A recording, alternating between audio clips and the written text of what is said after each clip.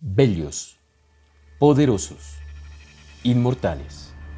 Un equipo de héroes del catálogo Marvel se prepara para llegar al MCU y hoy vamos a hablar de cómo al hacerlo podría cambiarlo para siempre. Yo soy Wilson Vega y esto es el pasado, presente y futuro de los Eternos. La leyenda de los cómics Jason Kurtzberg, a quien llegaríamos a conocer como Jack Kirby, creó junto a Stanley Martin Lieber, más conocido como Stan Lee, a incontables personajes del universo Marvel como Iron Man, Thor, Hulk, Black Panther, los X-Men, los Cuatro Fantásticos, el Doctor Doom, Galactus, Magneto y Silver Surfer. También creó al Capitán América usando su experiencia como soldado en la Segunda Guerra Mundial. Pero cuando la creciente fama de Stan Lee pareció dejarlo en su sombra, Kirby dejó Marvel para irse a DC. Allí trabajó en sagas como las de The New Gods y creó personajes como Darkseid, que se integraría después a la historia de Superman. Y los investigadores de lo desconocido, lo juro por Dios, los mismos de la película de los Jóvenes Titanes. We're superheroes. Hello, we're the challengers of the unknown. We're here for the motion picture. Pero DC no logró retener al rey, y por eso, tras una ausencia de 5 años, en 1975 Kirby terminó por volver a su casa de las ideas, y eso le permitió darle a Marvel en 1976 The Eternals, que claramente es una cara de la obsesión de Kirby con el concepto de alienígenas ancestrales, y sigue la línea de los nuevos dioses en materia de odiseas milenarias, con seres que no son otra cosa que deidades. Kirby creó a los personajes y definió los conceptos que cimentaron las bases de las posteriores iteraciones de esta propiedad, que debido a las anomalías en el calendario derivadas de la pandemia por la COVID-19, ya no se estrenará en noviembre de 2020, sino probablemente en el mismo mes, pero de 2021. Así que agárrense, vamos a repasar milenios de historia de The Eternals, pero para eso hay que comenzar con sus creadores. Antes, considere suscribirse, así no solo se asegura de no perderse ningún video, sino que podría terminar llevándose algunas de las novelas gráficas más destacadas de la historia de Marvel, incluida, como no, la que habla de The Eternals. Bueno, decía, los creadores, en el principio existían The Celestials. Se trata, que duda cabe, de dioses, pero para usar la expresión de cierto planeta parlante, con D minúscula. I'm what's called a celestial, sweetheart. A celestial like a god? Small G, son. El origen preciso de los Celestials no se ha establecido y Marvel se ha limitado a contar las distintas leyendas que numerosas civilizaciones han creado al respecto. Los Celestiales escogieron la Tierra, por entonces en la Edad de Piedra, para conducir un experimento. Crearon a partir de los cavernícolas 3 especies distintas: los humanos, los Deviants y los Eternals. Mientras los humanos crecen, leen cómics, se reproducen y mueren, los Eternals son básicamente inmortales y tienen poderes cósmicos. Los Deviants son poderosos pero con apariencia monstruosa, y la inestabilidad de su código genético hace que cada individuo tenga una configuración distintiva que lo hace único. Cada cierto número de milenios, los Celestials visitaban la Tierra. A cada visita se le conoce como host, que en español se traduce como anfitrión. Entre el primer y segundo anfitrión pasaron casi 21.000 años. Para entonces los Deviants se preparaban para ir a la guerra con Atlantis. Los Celestials tomaron la decisión de hundir el continente que habitaban los Deviants, pero al tiempo, sin proponérselo, provocaron también el hundimiento de la Atlántida. El tercer anfitrión visitó el planeta cuando despuntaba el siglo XI para pasar revista a los logros y errores de los seres que los suyos crearon. Para entonces la Tierra contaba ya con sus propios dioses, como Odín, pero incluso ellos debieron reconocer que no eran rivales para los gigantes cósmicos. Un pacto de deidades fue firmado para que los dioses de Asgard no interfirieran con los asuntos de los Celestials por 1000 años. Los Celestials debutaron en The Eternals número 1 de julio del 76. Reaparecieron en 3 series limitadas: Eternals volumen 2 en el 85, Eternals volumen 3 en 2006 y Eternals volumen 4 en 2008. Pero aunque dio forma a los conceptos que sostuvieron a esta propiedad por varias décadas, lo cierto es que Kirby no planeaba que Celestials y Eternals se cruzaran con personajes más establecidos como Iron Man y Hulk.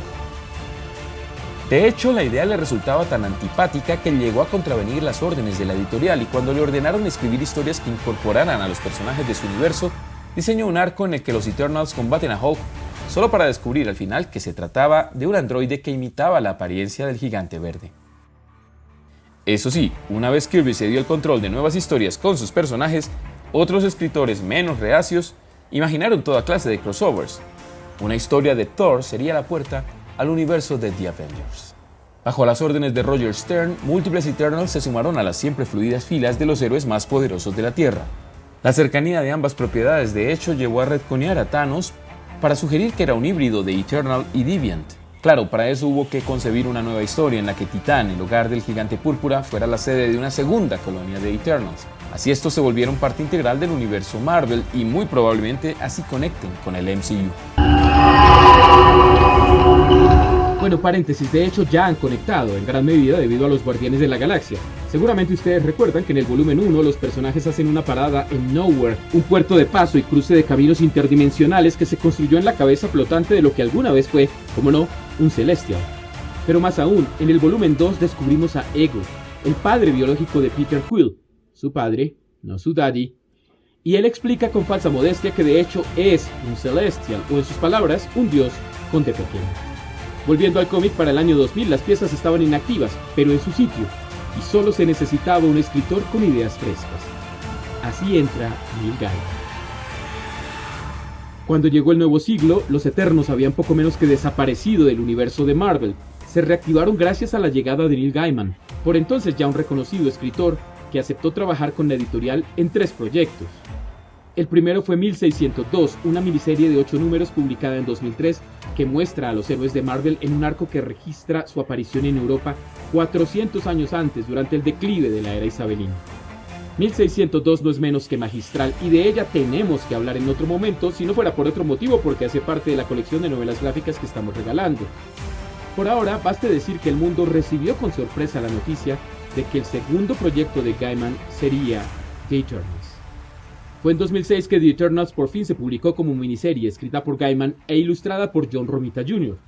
El escritor ha confesado que no quería trabajar bajo la sombra de Kirby y que por eso prefirió apartarse de las propiedades que construyeron su leyenda, como The Avengers o Fantastic Four. En su libro, Gaiman se aparta de la presencia de The Celestials para hacer que sean los propios Eternals los protagonistas, héroes y villanos. Uno a uno los vemos despertar a una realidad que habían olvidado, y uno a uno los vemos enfrentar el hecho de que son básicamente inmortales y sus vidas humanas apenas una ilusión pasajera. Icarus, Cersei, Makkari, Stride son personajes que veremos en la versión de The Eternals del MCU, y por eso tenemos que hablar de la gran pantalla. Fue en la Comic Con de San Diego de 2019 que Kevin Feige anunció que The Eternals sería parte de la fase 4 del universo cinematográfico de Marvel.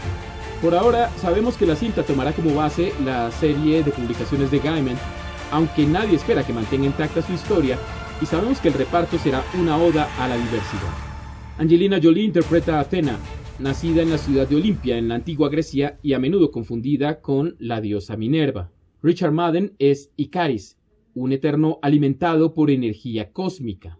Kumail Nanjiani es Kingo, un eterno que es un experto espadachín, toda vez que pasó siglos en Japón aprendiendo la sabiduría de los samurái. Lauren Ridloff da vida a Makkari, una versión femenina del personaje que en el cómic es un hombre, y la primera superheroína muda en el MCU. Brian Tyree Henry hace de Phastos, a quien el estudio gustosamente mercadea como el primer superhéroe abiertamente gay del MCU. A Salma Hayek la veremos como Ayak, la líder de los Eternos, y de nuevo una versión femenina de un personaje masculino. Don Lee hará de Gilgamesh, el eterno más fuerte, en tanto Leah McHugh hará de Sprite, otra versión femenina de un personaje masculino que en el cómic es un eterno atrapado en el cuerpo de un niño. Barry Keoghan hace de Druid y Gemma Chan da vida a Cersei. En lo que es una bellísima ironía del destino, su personaje está relacionado románticamente con Dane Whitman, interpretado por Kit Harington, un guerrero humano que posee una espada mística que lo convierte en Black Knight.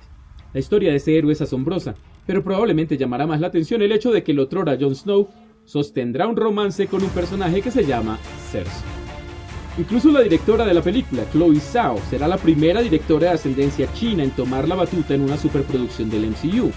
Su nombre se suma a los de Nicky Caro con Mulan, Patty Jenkins con Wonder Woman 1984, Patty Yang con Birds of Prey y Kate Shortland con Black Widow como testimonio del avance de una generación de directoras que cuentan con el talento para hacerse un nombre en la industria y con la confianza de los estudios para dar vida a producciones millonarias destinadas a ser blockbusters.